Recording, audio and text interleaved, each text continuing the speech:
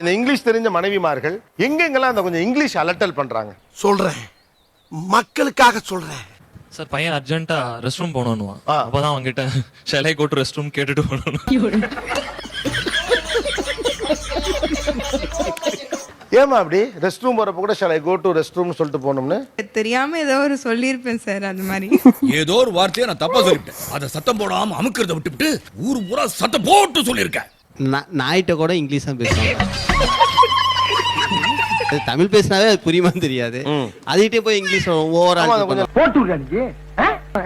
Auto எடுக்கிறோம் அப்படின்னா வந்து ஆட்டோக்காரன்ட்ட இந்த இந்தியன் பேங்க் ஆப்போசிட்ல அந்த 4th ஸ்ட்ரீட்ல அப்படின்னு சொல்லுவான். 50 ரூபா கேட்கற இடத்துல 80 ரூபா கேட்பான்.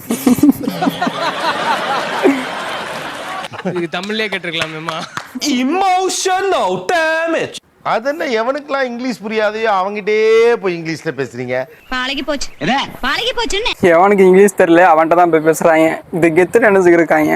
மனநோயா? மறக்காம சர்ப்ரைஸ் பண்ணுங்க.